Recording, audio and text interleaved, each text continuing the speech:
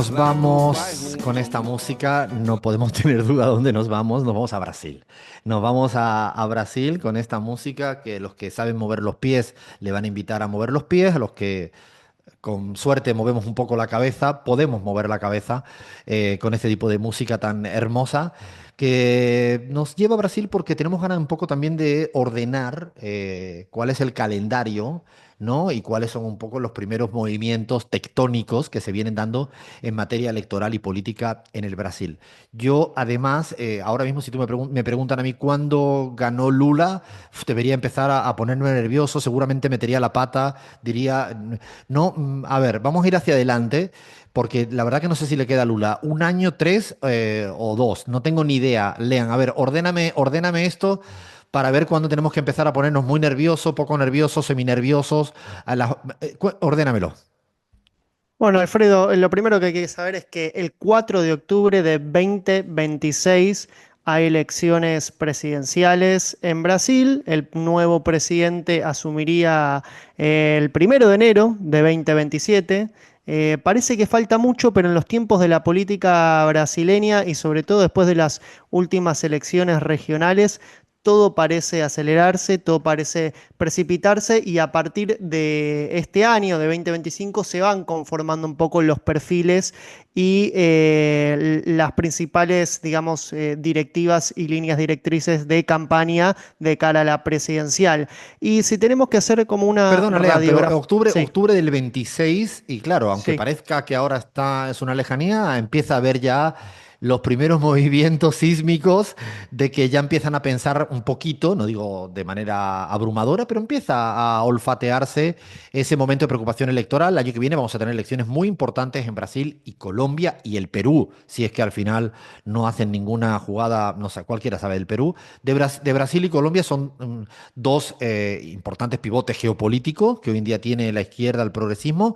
Así que por eso queremos ahora, a partir de esa fecha tentativa, ¿cuáles son los principales bloques que están hoy en día con ganas de ir ordenándose en el tablero electoral político en Brasil?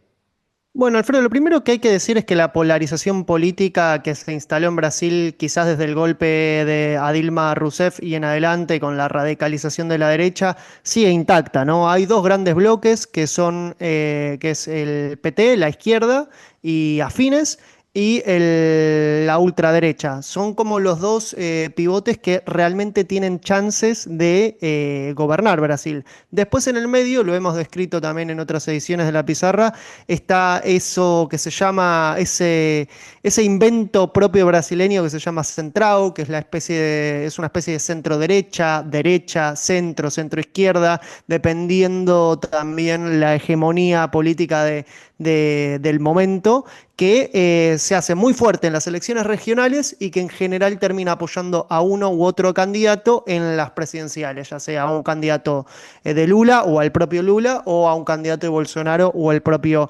Bolsonaro. Ese es el panorama de Brasil que podríamos decir de polarización política con un actor fundamental que va decantando su apoyo dependiendo el contexto y dependiendo también las encuestas, Alfredo. Y ahí Lean, no, fíjate sí. que en ese contexto, una de las hipótesis, más bien de las dudas que uno tiene, es si en las elecciones de Brasil queda mucho tiempo, va a insertarse el espíritu de la segunda vuelta en la primera, dicho de otro modo, si al final es tan polarizante la situación entre la izquierda que representa a Lula y la ultraderecha que representa a Bolsonaro, y se va precipitando una segunda vuelta en la primera, tipo lo que ha ocurrido en el Ecuador recientemente. Esa podría ser un escenario. O que se replique lo que pasó en el 22 en Brasil, que fue muy fragmentada la primera vuelta y después las posiciones se tomaron en la segunda. Yo creo que eso es un dilema que hay que empezar a tener muy presente en casi todas las elecciones latinoamericanas. Si se esperan a la segunda o se incorpora a la primera, y un poco lo que me vienes planteando es si el centrado va a desaparecer en la primera o no, o no porque pareciera que no tiene a día de hoy, ¿no?, posibilidades de colarse en la discusión tan polarizante, ¿no? No tiene posibilidades a día de hoy de colarse en esa discusión presidencial, pero sí de condicionar de condicionar tanto el gobierno de Lula como de acá al 2026, como al propio reordenamiento de la derecha.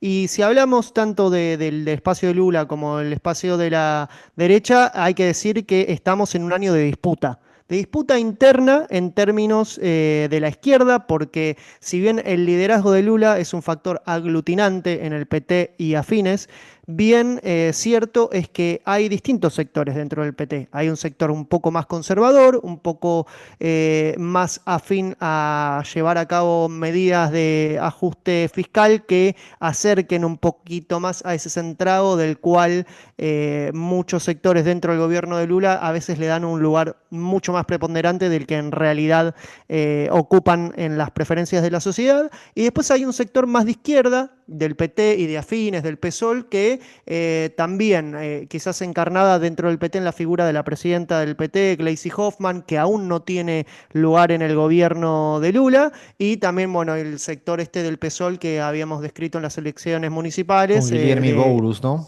con Guillermo Boulos.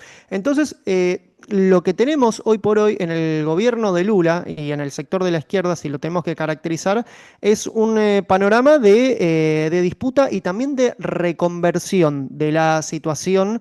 ¿Por qué? Porque Lula acusó una derrota que la toma como propia, pese a no reconocerla públicamente, que fueron las elecciones municipales, y frente a eso está llevando a cabo una batería de medidas para revertir un poco una cierta tendencia de la baja de su imagen. Y digo cierta tendencia, Alfredo, porque no es lo que están diciendo todos los medios a nivel global de que se derrumba Lula da Silva. Hay una tendencia, sí, a la caída de su imagen también en sectores en los que históricamente, como el norte de Brasil, fue fuerte el PT y Lula da Silva. Pero hay que tener en cuenta que hoy por hoy en las encuestas, contra cualquier figura de la derecha, Lula da Silva gana en un escenario de balotaje. Y eso no es poco, Alfredo. Tanto así que Em, lo tuvieron que meter en la cárcel cuando tenían que enfrentarse en la anterior elección. Y ahí me dejas un poco repicando lo de siempre. Aprendizajes de Alemania, aunque evidentemente las epístemes son tan diferentes, la brasilera y la alemana. Pero cuando se moderan demasiado, se centran demasiado y no obedecen al respaldo popular que los elevó a ser presidente, sí, hay un pequeño momento de dificultad. Yo creo que si Lula retoma la senda de una clara política de izquierda, social, de justicia, de enfrentar a los poderes, entiendo que va a estar posicionado donde debe estar. También es cierto que son, digo, en términos etarios, no es un tema menor, generacionalmente tampoco se ve abajo posibilidades de que en este momento pueda ser sustituido, ¿no, Lean?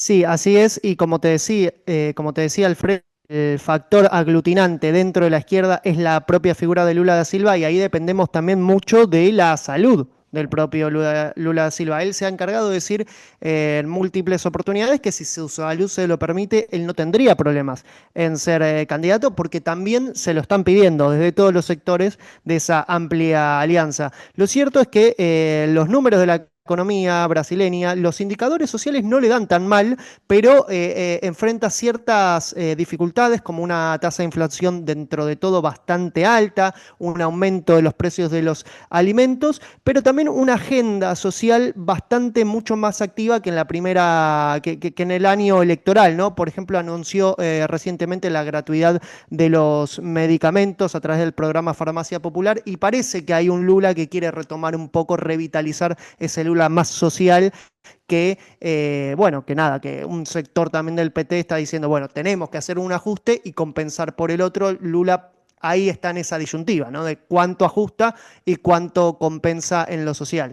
Cierto, porque en política económica Lula es donde tiene probablemente el sector más conservador al interior del propio ejecutivo y le ha costado siempre y le viene costando a veces pues ser firme. Vamos a ir poco a poco, ir subiendo ¿no? la densidad de análisis respecto a Brasil. Es un país importante, muy importante y que queremos contarles. Si alguien tiene inquietud de ver un análisis comparativo de Brasil-Argentina, no se pierdan el último texto de Guillermo Olieti en CELAC Data, que por ejemplo dice que la sal vale 5 veces más en la Argentina que en Brasil, por ejemplo. Lo digo porque si bien es cierto que tienen un problema de precios, no tienen un problema de precios como los que hay en la Argentina. Así que lo digo ahí porque lo tienen en la página web de CELAC Data y merece mucho la pena. Vamos a seguir poniéndole el ojo a Brasil con Leam ya casi semana tras semana. Seguimos en la pizarra.